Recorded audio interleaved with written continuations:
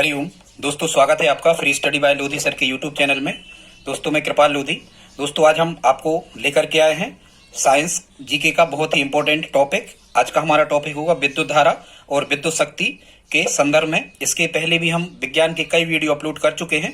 दोस्तों आप किसी भी प्रकार के कॉम्पिटिटिव एग्जाम की तैयारी यदि कर रहे हो, चाहे वो पुलिस हो, एसआई, एसएससी या रेलवे, सभी प्रकार के एग्जाम में निश्चित रूप से साइंस के क्वेश्चंस आना ही होते हैं। तो आज का वीडियो आपके लिए बहुत ही इंपॉर्टेंट होने वाला है। दोस्तों एक अपील है, यदि आप हमारे चैनल पर पहली बार विजिट कर रहे हैं तो प्लीज हमारे चैनल को सब्सक्राइब कर लें, साथ में बेल आइकन पर क्लिक करें ताकि सबसे पहले नोटिफिकेशन आपको मिलता रहे। दोस्तों हम इसी प्रकार के competitive exam relative videos upload करते रहते हैं, जिसमें maths, reasoning, GK, science, Hindi, शिक्षक भर्ती परीक्षा से रिलेटिव वीडियो भी अपलोड करते हैं। आप हमारी प्लेलिस्ट में जाकर के इनको देख सकते हैं।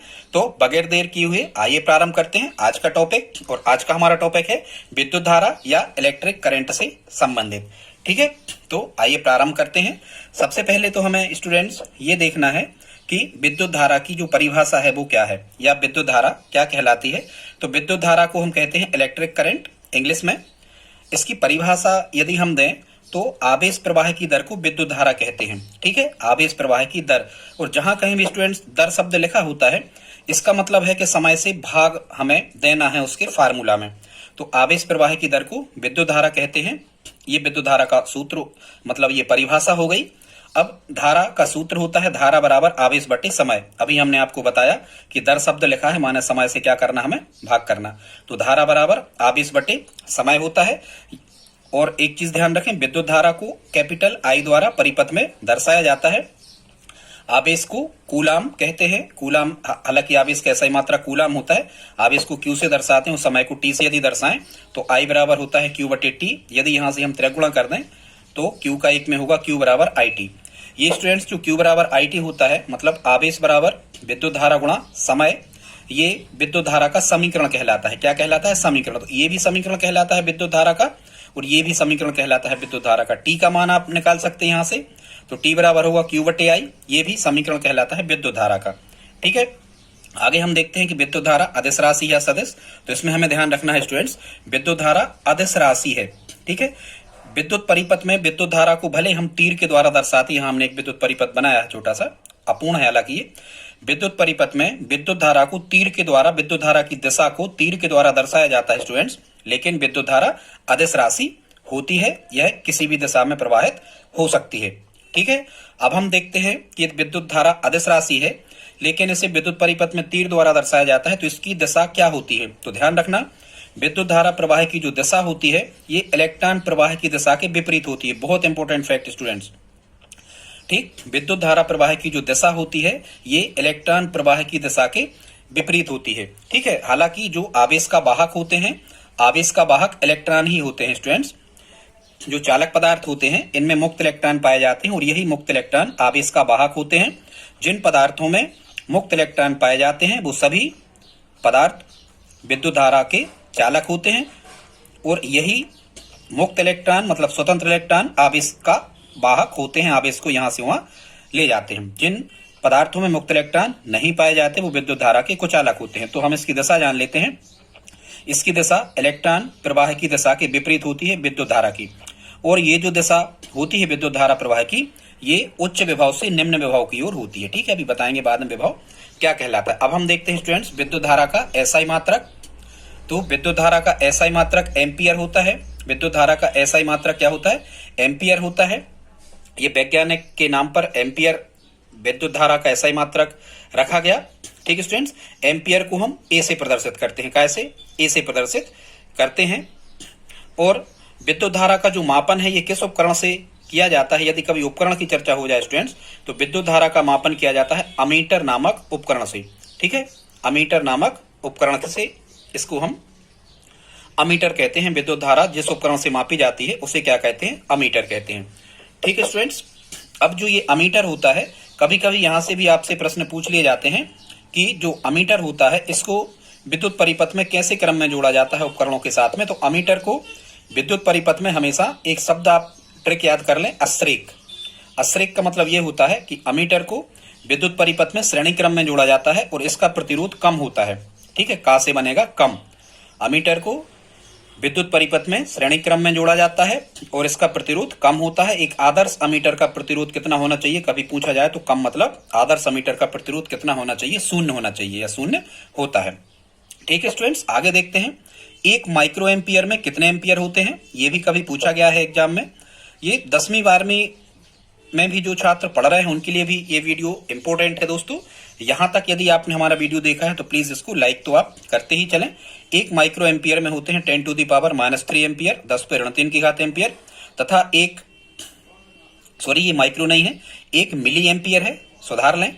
1 मिली एम्पियर में होते हैं 10⁻³ एम्पियर तथा 1 माइक्रो एम्पियर में होते हैं 10⁻6 एम्पियर। 1 माइक्रो एम्पियर बराबर 10⁻6 एम्पियर। ये स्टूडेंट्स हमने अमीटर का सिंबल बनाया है, अमीटर का ये ऋण चिन्ह है। अमीटर को इस प्रकार से संकेत में दर्शाते हैं, ए अमीटर को दर्शाता है। हमेशा यहाँ बाएं तरफ धन प्लेट होती है अमीटर की और दाएं तरफ ऋण प्लेट होती है। अमीटर को विद्युत परिपथ में इस प्रकार से दर्शाया जाता है। ठीक है, ये हमने विद्युत परिपथ बनाया है, हालांकि यह अपूर्ण है, इसमें सेल, कुंजी, बटन ये सब नहीं लगे हैं, केवल एक सेल लगा हुआ है। तो इसमें हम विद्युत धारा प्रवाह की दिशा आपको बताना चाह रहे हैं कि सेल में या बैटरी लगी हो, 2 या 2 से अधिक सेलों के संयोजन को बैटरी कहते हैं। यदि सेल या बैटरी किसी परिपथ में लगी है विद्युत धारा प्राप्त करने के लिए, तो ध्यान रखना जो विद्युत धारा प्रवाह की दिशा होती है ये बड़ी प्लेट से निकलती है और छोटी प्लेट की ओर आती है। ठीक है, कहां से निकलती है, ये बड़ी प्लेट मतलब धन प्लेट से निकलती है और ऋण प्लेट मतलब छोटी प्लेट की तरफ आती है। किसी विद्युत परिपथ में धन प्लेट बड़ी होती है, ऋण प्लेट छोटी होती है। ठीक है, ये हमने आपको बता दिया। अब स्टूडेंट्स यहां से हम आपको बताना चाह रहे हैं 1 एम्पियर विद्युत धारा की परिभाषा कि 1 एम्पियर विद्युत धारा क्या होती है। तो यहां आपको सबसे पहले तो विद्युत धारा का जो फार्मूला है वो आपको लिख लेना है। 1 एम्पियर विद्युत धारा यहीं से हम तय करेंगे, I बराबर कितना होता है, Q/T। यदि इसी फार्मूला में स्टूडेंट्स हम I की जगह रख दें 1 एम्पियर और Q जो कूलाम लिखा है इसकी जगह हम कितना लिख दें, इसकी जगह हम लिख दें 1 कूलाम और बटे में यहाँ T की जगह लिख दें 1 सेकंड। ये सभी के कभी भी किसी एक यूनिट की परिभाषा देने के लिए हम उनके सबके SI मात्रक लिखते हैं। आवेश का SI मात्रक कूलाम, समय का SI मात्रक सेकंड। अब 1 एम्पियर विद्युत धारा क्या कहलाती है स्टूडेंट्स, तो 1 एम्पियर विद्युत धारा को हम ऐसे परिभाषित करते हैं कि किसी विद्युत परिपथ में 1 कूलाम आवेश यदि 1 सेकंड तक प्रवाहित किया जाए तो उसमें बहने वाली विद्युत धारा 1 एम्पियर होती है। ठीक है स्टूडेंट्स, और एक चीज और ध्यान रखना, यह भी कभी एग्जाम में पूछा गया है, 1 कूलाम आवेश में कितने इलेक्ट्रॉन होते हैं। तो स्टूडेंट्स 1 कूलाम आवेश में 6.25 × 10⁻18 इलेक्ट्रॉन होते हैं। विद्युत धारा इसी प्रकार से प्रवाहित होती है, एक सिरे से इतने इलेक्ट्रॉन प्रवेश करते हैं तो दूसरे सिरे से तुरंत ही इतने इलेक्ट्रॉन बाहर निकल जाते हैं। और ध्यान रखना विद्युत धारा का वेग कितना होता है, इलेक्ट्रॉनों का वेग कितना होता है, या विद्युत धारा कितने करंट से आगे, कितने वेग से आगे बढ़ती है। जैसे यहाँ हम बल्ब जलाएं, चटकनी का स्विच ऑन करें तो कहाँ हजारों किलोमीटर दूर बल्ब जल जाएगा। ये ऐसा क्यों संभव हो पाता है, क्योंकि ये जो इलेक्ट्रॉनों की गति होती है प्रकाश के वेग के बराबर होती है। ठीक है, 3 × 10⁸ मीटर प्रति सेकंड ये इलेक्ट्रॉनों का वेग होता है। इसी कारण से प्रकाश की गति से इलेक्ट्रॉन एक दूसरे को प्रतिकर्षित करते हैं। तो जितने एक सिरे से प्रवेश करते हैं अगले ही क्षण इलेक्ट्रॉन उसमें उपस्थित होते हैं चालक तार में, अगले ही क्षण दूसरे सिरे से उतने इलेक्ट्रॉन निकल जाते हैं। तो आई होप आप समझ गए होंगे। मतलब 1 कूलाम में 6.25 × 10⁻18 इलेक्ट्रॉन यदि निकल रहे हैं किसी सतह से तो हम कहेंगे वो 1 सेकंड में निकल रहे हैं तो हम कहेंगे कि उस परिपथ में बहने वाली धारा 1 एम्पियर है। अब यहाँ स्टूडेंट्स हमने कुछ क्वेश्चंस को लिया है, ये भी प्रश्न आपसे पूछे गए हैं, ये न्यूमेरिकल्स हैं जो इसी पर बेस्ड हैं और एग्जाम में अधिकांशतः पूछे जाते हैं। कह रहे हैं किसी तार में 10 सेकंड में 50 कूलाम आवेश प्रवाहित होता है तो उस तार में प्रवाहित विद्युत धारा का मान क्या होगा। बहुत इंपॉर्टेंट है स्टूडेंट्स, इनको आप कर लें। तो 10 सेकंड में देखो समय का मान क्या सेकंड में दिया है, SI मात्रक ही लेना होता है, बिल्कुल दिया है। तो यहाँ T बराबर लिखते हैं हम 10 सेकंड। ठीक है, और क्या कह रहे हैं 50 कूलाम आवेश, मतलब कूलाम मतलब किसका मान, Q का मान। तो Q का मान हमें कितना दिया है 50 कूलाम, कितना दिया 50 कूलाम। अब हमें काय का मान निकालना, उस परिपथ में या उस तार में प्रवाहित धारा का मान क्या होगा, मतलब यहाँ हमें I की वैल्यू फाइंड करना है। तो I बराबर हम लिख के लगा लेते हैं क्या, प्रश्नवाचक चिन्ह। अब हमारे पास ऐसा कौन सा फार्मूला है जो I, Q और T में संबंध को दर्शाता है, तो विद्युत धारा का फार्मूला है, ये हमें पता होना चाहिए। I बराबर कितना होता है Q/T। इसमें जब हम मान रखेंगे तो ये हमें निकल के आएगा, देखो कैसा, यहाँ हम रख दे रहा मान I, विद्युत धारा का तो मान निकालना ही है, तो हम यहाँ रखेंगे I बराबर, यहाँ हमें कुछ नहीं बदलना क्योंकि समय सेकंड में दिया, तो आई बराबर क्यू बटे टी। तो आई बराबर क्यू का मान कितना है 50, ठीक है।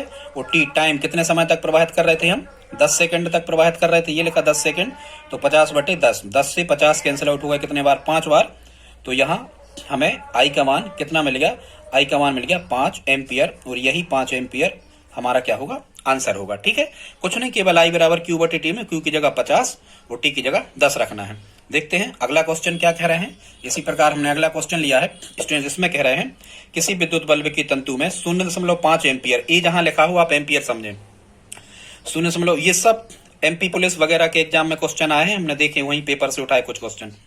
किसी विद्युत परिपथ के तंतु में 0.5 एम्पियर विद्युत धारा 10 मिनट तक, पहले तो आप ये देखो कि यहाँ ये 10 जो दिए हैं स्टूडेंट्स, ये काय में दे रखे आपको, मिनट में, जबकि एसआई मात्रक में ही हमें सम्मान रखना होते हैं किसी भी फार्मूला में, न्यूमेरिकल्स जब हम किसी भी सब्जेक्ट के खासकर केमिस्ट्री या फिजिक्स की कर रहे होते हैं। तो ये 10 मिनट दिया है, तो सबसे पहले तो हम इसको टाइम को क्या लिखेंगे स्टूडेंट, 10 मिनट को हम सेकंड में बदलेंगे। तो 1 सेकंड में 60 मिनट होते हैं, तो 10 मिनट में कितने सेकंड होंगे, ये होंगे 600 सेकंड, 60 का हम गुणा कर देंगे, तो ये हमें मिला टाइम मिला हमें 600 सेकंड, ठीक है। तो 600 सेकंड तक प्रवाहित होती है विद्युत धारा, और कितने एम्पियर की, 0.5 एम्पियर की। मतलब आई का मान हमें कितना दे रखा है, 0.5 एम्पियर। तो ये सेकंड भी एसआई में आ गए, एम्पियर ये भी एसआई मात्रक हो गया धारा का। अब कह रहे हैं तो विद्युत परिपथ से प्रवाहित विद्युत आवेश का परिमाण, परिमाण माने साइज या मान।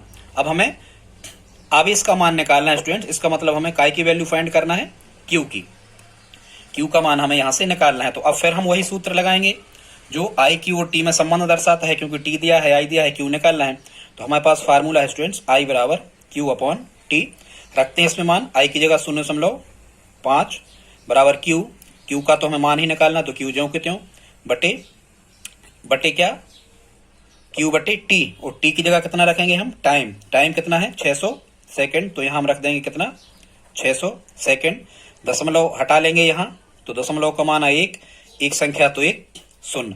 अब ये दशमलव हट गया, हम चाहे तो 5 से 10 काट सकते, 5 एकम 5, 5 दूनी 10।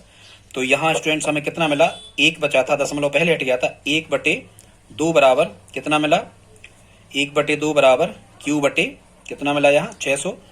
जब हम यहाँ पर तिरक गुणा करेंगे तो 2Q बराबर कितना आ जाएगा 600। अब 2Q बराबर 600, इसलिए Q बराबर कितना आएगा 600/2, 2 से 600 कितने बार कट गए, 300 बार। इसका मतलब Q का मान कितना आ गया 300, मतलब हमारा आंसर क्या होगा, हमारा आंसर होगा 300 कूलाम। क्या होगा, छोटा Q या बड़ा Q लिख देते हैं स्टूडेंट्स अधिकतर, या कूलाम ही ज्यों कहते हो लिख देंगे। मतलब Q का मान कितना होगा, विद्युत परिपथ से प्रवाहित आवेश का परिमाण। तो आवेश मतलब हमें Q का मान याद करना था, ठीक है। वो तो 3 राशियां अज्ञात हैं, I, Q, T, इनमें 2 दिए रहते हैं, तीसरा हमें निकालना होता। बस इतना ही ध्यान रखना कि एक मान एम्पियर में होना चाहिए, दूसरा कूलाम में होना चाहिए, और तीसरा सेकंड में होना चाहिए। देखते हैं अगले क्वेश्चन, कुछ क्वेश्चन और हमने लिए हैं, हालांकि ये सब सरल हैं क्वेश्चन। कह रहे हैं किसी विद्युत परिपथ में 2 एम्पियर की धारा, मतलब आई का मान कितना दे दिया आपको 2 एम्पियर की विद्युत धारा 5 सेकंड तक प्रवाहित होती है, ये तो सरल है। टाइम कितना दे दिया 5 सेकंड तक प्रवाहित होती, तो आवेश का परिणाम क्या होगा, मतलब आपको क्यू का मान यहाँ क्या करना है, निकालना है, ठीक है स्टूडेंट। तो वही फार्मूला हम लगाएंगे, कौन सा, विद्युत धारा आई बराबर क्या होता है क्यू बटे टी। आई का मान कितना दिया यहाँ 2 बराबर क्यू का मान निकालना, तो ज्यों का त्यों रखेंगे, बट टी की जगह 5, इसके बटे कुछ नहीं तो 1 कर देंगे। इसके बाद से यहाँ देखना, बटे में संख्याएं लिखी, बीच में बराबर, तो तिरक गुणा क्यू का 1 में करेंगे, तो यहाँ जाएगा क्यू बराबर 5 दूनी 10। मतलब आंसर हमारा कितना, क्यू का मान कितना निकल के आया 10 कूलाम, ये हमारा उत्तर होगा, क्यू का मान निकाल दिया, ठीक है स्टूडेंट्स। अगला क्वेश्चन देखते हैं, किसी विद्युत परिपथ में 0.5 सेकंड में, किसी विद्युत परिपथ में 0.5 सेकंड, मतलब ये टी का मान हमें दे दिया है 0.5 सेकंड, ये सेकंड नहीं में दिया तो कोई चेंज नहीं करना, और 2 कूलाम का आवेश प्रवाहित होता है। क्यू की वैल्यू कितनी दे दी उनने 2 कूलाम, क्यू का मान मतलब कूलाम कहलाता है ये। और तो परिपथ में प्रवाहित धारा का मान एम्पियर में क्या होगा, मतलब आई की वैल्यू हमें फाइंड करना। तो वही सूत्र लगाएंगे हम, कौन सा, आई बराबर क्यू अपॉन टी, आवेश प्रवाह की दर को विद्युत धारा कहते हैं, इसी में मान रखेंगे। आई बराबर क्यू की जगह कितना रखेंगे, क्यू की जगह रखेंगे हम स्टूडेंट कितना 2 कूलाम, बटे टी की जगह 0.5, ठीक है। इसको जब हम सिंप्लीफाई कर रहे होंगे तो हमें मिल रहा होगा आई बराबर 2 बटे 0.5, दशमलव हटाएंगे, दशमलव का 1, दाईं तरफ 1 अंक तो 1 0, तो ये मिल जाएगा हमें 2 बटे, अब दशमलव हट गया, 0.5 मतलब 5, और ये 10 कहाँ पहुंचेंगे, ऊपर पहुंचेंगे। जब हम कैंसिल आउट करेंगे तो 5 दूनी 10 और 2 दूनी कितना आ जाएगा, 4 एम्पियर। तो इसका आंसर स्टूडेंट्स क्या होगा, 4 एम्पियर इसका आंसर आ रहा होगा। अगला देखते हैं, किसी विद्युत परिपथ में, देखो कूलाम को इतने तरीकों से लिखा जा सकता है, 12Q 12C भी लिखा होता है। जहां भी ये कूलाम में आंसर आ रहा है तो ये 10C भी आपको लिखा आ सकता है। कूलाम को C से भी दर्शा देते हैं, कई बार छोटे Q बड़े Q से भी दर्शा सकते हैं, ठीक है। किसी विद्युत परिपथ में 12 कूलाम 12C, इसका भी मतलब 12 कूलाम है या 12 कूलाम का आवेश कितने समय तक दिया जाए, मतलब इसमें आपको टी की वैल्यू फाइंड करना है। क्या करना है स्टूडेंट्स, इसमें आपको टी का मान निकालना है, कितने समय तक प्रवाहित किया जाए ताकि प्रवाहित धारा 4 एम्पियर हो जाए। मतलब टी का मान हमें निकालना है, और यहाँ पर क्यू मतलब कूलाम आवेश का मान कितना दे दिया, यहाँ पर 12 हमें दे रखा है, ठीक है। और कितने समय तक टी का मान हमें निकालना है और धारा 4 एम्पियर हो जाए, मतलब यहाँ आई का मान कितना दिया है, 4 एम्पियर। बस हम वही सूत्र लगाएंगे, कौन सा, जो हम जानते हैं तीनों में संबंध, आई बराबर क्यू बटे टी। बाकी देखो ये टी का मान काय में निकल के आएगा, सेकंड में, क्योंकि समय का एसआई मात्रक सेकंड होता है। ये सभी मान एसआई में ही रखे जाते हैं, ध्यान रखना। तो आई की जगह कितना लिखेंगे, हम आई की जगह यहाँ 4 रखेंगे। क्यू का मान कितना है, 12/टी। इसके बटे कुछ नहीं तो 1 कर देंगे। इसके बाद से आप यहाँ देखें, बटे में संख्या बीच में बराबर तिरक गुणा 4 का टी में, तो 4T बराबर 12, टी बराबर 12/4, 4 3 12। तो यहाँ स्टूडेंट टी का मान कितना निकला, 3। तो ये क्या होगा, 3 सेकंड ही हमारा क्या होगा आंसर। सेकंड में आएगा, मिनट नहीं, क्योंकि एसआई मात्रक समय का सेकंड होता है, ठीक है स्टूडेंट्स। आगे देखते हैं, कुछ चीजें और हमने आपको धारा से संबंधित बताने का प्रयास किया है। दोस्तों यहाँ तक यदि आपने वीडियो देखा है तो प्लीज आप लाइक कर दें इसे। देखते हैं, धारा के चुंबकीय प्रभाव की खोज किसने की थी, ओरस्टेड ने। विद्युत धारा प्रवाह करने पर चुंबकत्व उत्पन्न हो जाना, ये धारा का चुंबकीय प्रभाव कहलाता है। ये क्रिश्चियन ओरस्टेड ने इसकी खोज की थी। धारा के ऊष्मीय प्रभाव की खोज जूल ने की थी, मतलब किसी परिपथ में धारा प्रवाहित करने पर उसके आसपास ताप उत्पन्न हो जाना या ऊष्मा उत्पन्न हो जाना, ये धारा का ऊष्मीय प्रभाव कहलाता है। इसकी खोज जूल ने की थी। भारत में जो बहने वाली धारा होती है, घरों में जो उपयोग आती है स्टूडेंट्स, ये प्रत्यवर्ती धारा कहलाती है। इसकी आवृत्ति भारत में 50 हर्ट्ज होती है। घरों में विद्युत उपकरणों का संयोजन समांतर क्रम में किया जाता है। प्रतिरोधों का संयोजन भी घरों में समांतर क्रम में किया जाता है। विद्युत धारा 2 प्रकार की होती है, प्रत्यवर्ती धारा और दिष्ट धारा। अभी हम आपको प्रत्यवर्ती दिष्ट धारा के बारे में विस्तृत रूप से समझाने वाले हैं। धारा उत्पन्न करने की युक्ति को जनित्र या जनरेटर कहते हैं स्टूडेंट्स। जो ये प्रत्यवर्ती धारा होती है, इसकी खोज, इसको प्रत्यवर्ती धारा को हम अल्टरनेट करंट कहते हैं। प्रत्यवर्ती धारा को एसी द्वारा दर्शाते हैं, ये घरों में बहती है। और जो दिष्ट धारा है इसको हम डीसी कहते हैं, ये मुख्यतः चार्जर, सेलों में, बैटरियों में बहती है।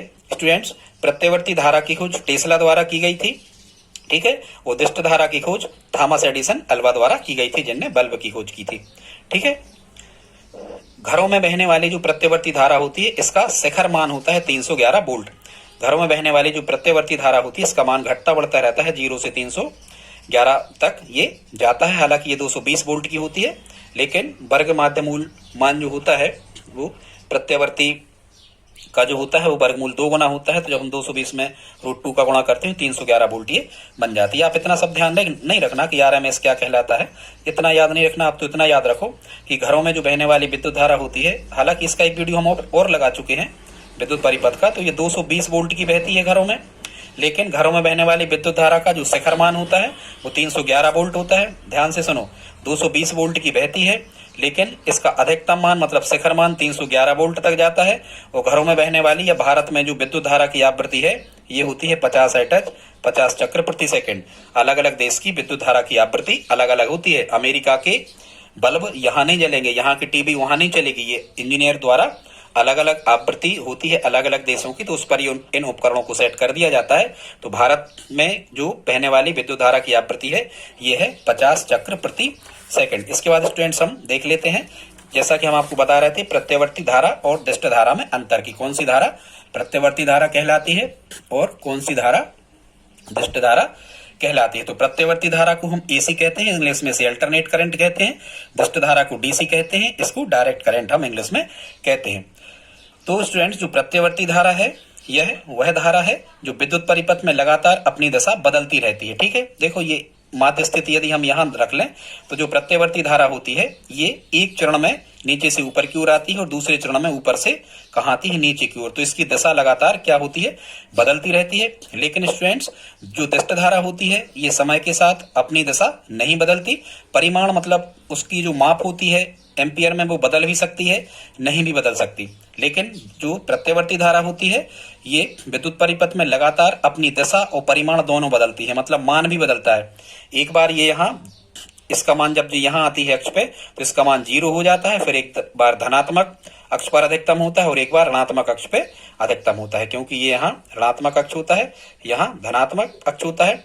तो कहने का मतलब हुआ कि विद्युत धारा का ये ग्राफ है, इस प्रकार से आगे बढ़ती है विद्युत धारा, जिसमें वह अपनी दिशा और परिमाण लगातार बदलती है।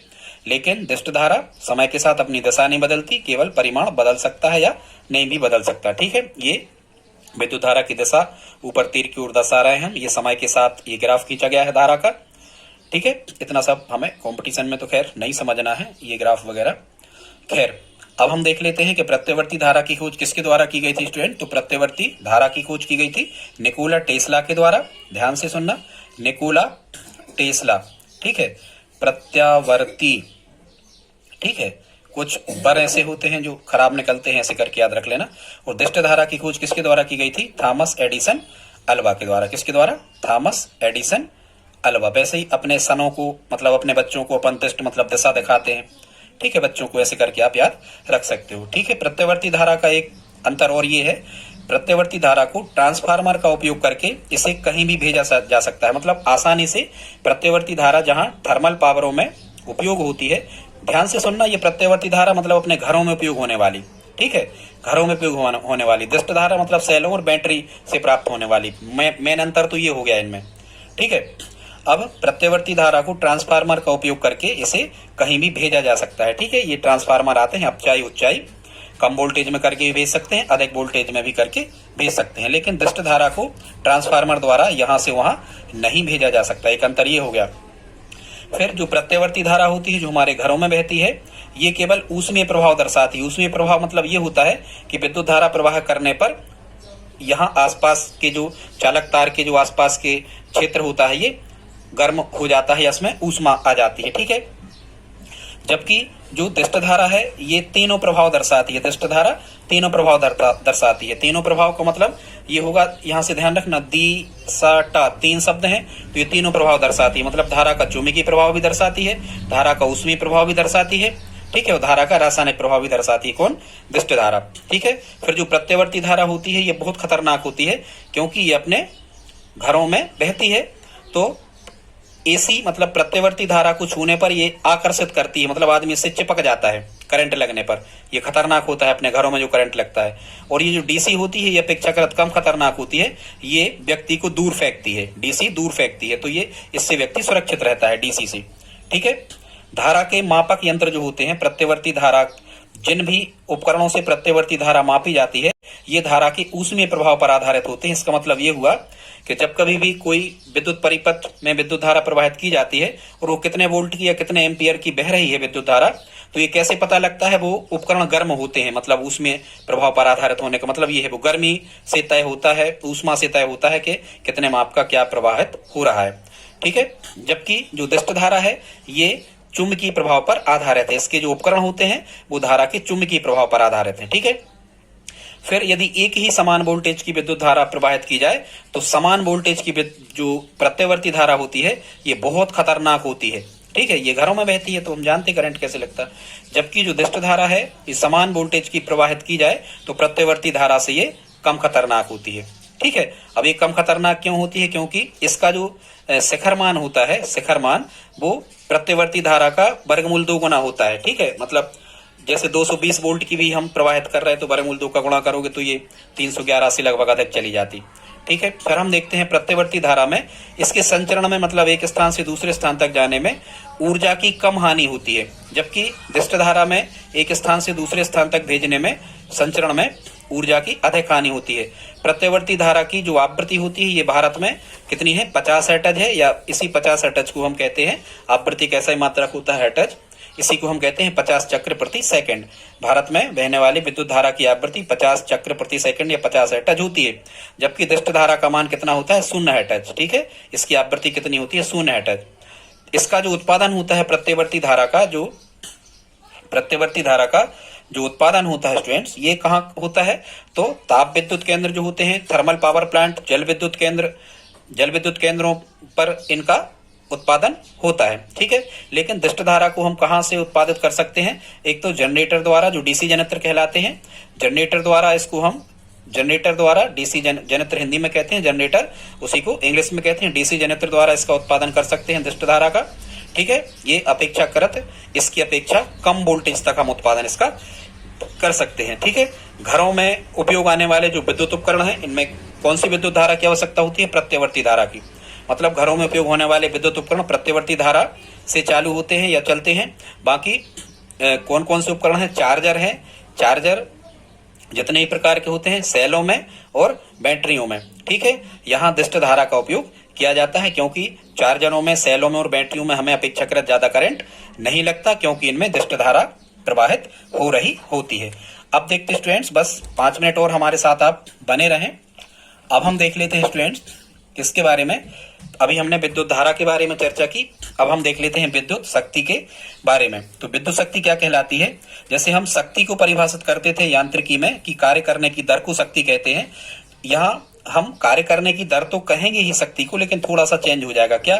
किसी विद्युत परिपथ में धारा प्रवाहित करने पर होने वाला कार्य, किसी विद्युत परिपथ में धारा प्रवाहित करने पर जो कार्य होता है, उस कार्य के होने की दर को विद्युत शक्ति कहते हैं। ठीक है, किसी विद्युत परिपथ में धारा प्रवाहित करने पर हमें जितना कार्य करना पड़ता है, उस कार्य के होने की दर को विद्युत शक्ति कहते हैं, और विद्युत शक्ति को P द्वारा प्रदर्शित करते हैं। या दूसरी परिभाषा हम कह सकते हैं किसी विद्युत परिपथ में ऊर्जा क्षय होने की दर। और जहां भी दर शब्द लिखा होता है, मतलब आप समझ जाए करें, कहीं भी दर लिखा है मतलब समय नीचे है उसमें। ठीक है, और दूसरी राशि क्या है? दूसरी राशि कार्य होने की, मतलब कार्य ऊपर रहेगा।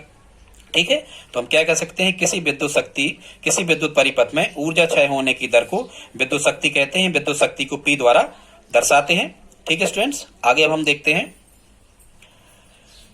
विद्युत शक्ति का जो सूत्र होता है स्टूडेंट्स, ये विद्युत शक्ति बराबर होता है कार्य बटे समय। क्या होता है? विद्युत शक्ति बराबर कार्य बटे समय, या इसको हम इंग्लिश में लिखें तो P पावर, और कार्य का ऐसा ही मात्रा क्या होता है स्टूडेंट्स? कार्य को हम W से दर्शाते हैं, वर्क।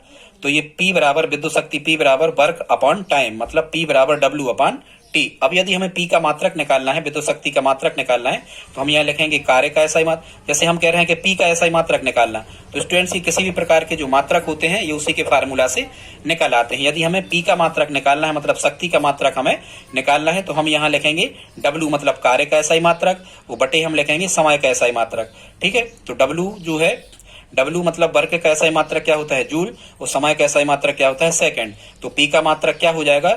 जूल बटे सेकंड, या इसको इनिशियल्स द्वारा दर्शाएं तो J बटे S, या इसी को लिख सकते हैं जूल पर सेकंड, या इसी को लिख सकते हैं जूल सेकंड इनवर्स, क्योंकि S ये बटे में था, ऊपर जाएगा तो ऋणात्मक की घात हो जाएगी।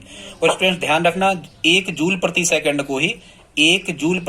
को ही या जूल सेकंड इनवर्स को ही क्या कहा जाता है? वाट कहा जाता है। तो ध्यान से सुनना, विद्युत शक्ति का एसआई मात्रक क्या होता है? वाट होता है। ठीक है, क्या होता है? विद्युत शक्ति का एसआई मात्रक क्या होता है? वाट होता है, और ये अदिश राशि है। अब हम आगे देखते हैं, कभी यदि आपसे पूछा जाए स्टूडेंट्स कि 1 वाट विद्युत शक्ति क्या कहलाती है, तो यहीं जब हम 1 वाट विद्युत शक्ति का मान निकालते हैं तो इसी सूत्र में निकाल आता है।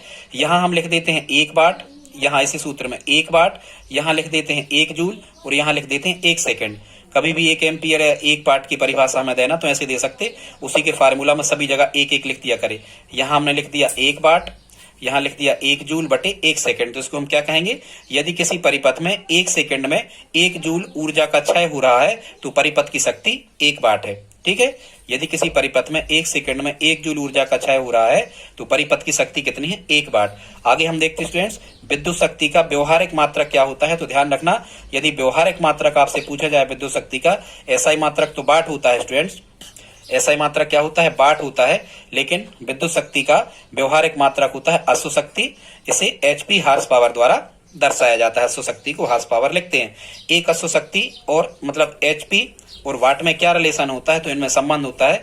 एक अश्व शक्ति में 746 वाट होते हैं। यहां से भी कई बार एग्जाम में हमने देखा है, एमपी पुलिस भर्ती में क्वेश्चन डले हैं। वो कैसे डले, एसएससी जीडी में भी डले इसके क्वेश्चन। वो कैसे डले हैं कि हार्स पावर से वाट में चेंज करने का प्रश्न पूछा गया है। कह रहे हैं 0.5 हार्स पावर में कितने वाट होंगे, ठीक है। तो इसको आप यूनिटरी मेथड से बना दिया करें। 1 एचपी बराबर कितने वाट, 746 वाट। तो क्या कह रहा है 0.5 एचपी में, तो यहां लिखेंगे 0.5 एचपी में कितने वाट होंगे, एक्स। और यहां हमेशा क्या होता है, तिरक गुणा। तो 1 का एक्स में करोगे तो एक्स, यहां आ जाएगा 746 गुणा 0.5। तो 746 का 0.5 में गुणा कर देना, जितना भी आ रहा होगा इतने वाट हमारा क्या हो जाएगा, इसका आंसर हो जाएगा। ऐसे इनको हल करते हैं। एक क्वेश्चन और हमने लिया है, 1000 वाट में कितने अश्व शक्ति होंगे। ऐसे कई प्रकार के क्वेश्चन आ सकते हैं डाटा बदल के। 1000 वाट में कितने अश्व शक्ति होंगे, तो हम जो संबंध जानते हैं यूनिटरी मतलब एक एक नियम में पहले वो लगा दिया जाता है। हम क्या जानते हैं स्टूडेंट्स, हम जानते हैं 1 एचपी में कितने वाट होते हैं, 746 वाट होते हैं, ठीक है। तो क्या कह रहे हैं 1000 वाट में, तो वाट के नीचे वाट लिखना पड़ता है इस विधि में हमें, एचपी के नीचे एचपी। तो कितने अश्व शक्ति होंगे, एचपी का मान निकालना, तो यहाँ माना एक्स होंगे, ठीक है। एक अश्व शक्ति में 746 वाट, तो 1000 वाट में एक्स अश्व शक्ति। यहाँ एक्स इस तरफ माना था, यहाँ एक्स इस तरफ, और यहाँ हमेशा क्या होता है, तिरक गुणा। 746 का एक्स में होगा तो यहाँ कितना आ जाएगा स्टूडेंट, 746 एक्स बराबर 1000 का 1 में होगा तो यहाँ कितना आ जाएगा, 1000। इसलिए जब हम एक्स का मान निकाल रहे होंगे तो कितना आ जाएगा, 1000 बटे 746 कहाँ जाएंगे, नीचे। और आप इसको भाग करके आसानी से कर सकते हो। तो इसका मतलब क्या होगा कि 1000 वाट में 1000 बटे 746 हार्स पावर होंगे। ये हमारा आंसर होगा। स्टूडेंट्स बस आप 2 मिनट और हमारे साथ बैठे, देखते हैं आगे। और कभी कभी ये भी प्रश्न पूछा जाता है कि 1 किलो वाट में कितने वाट होते हैं। तो किलो का तो मतलब 1000 ही होता है, ठीक है, किलोग्राम, किलोमीटर, ठीक है। तो 1 किलो वाट में कितने वाट होते हैं, 1000 वाट होते हैं। और 1000 वाट को हम 10 पे 3 की घात भी लिख सकते हैं।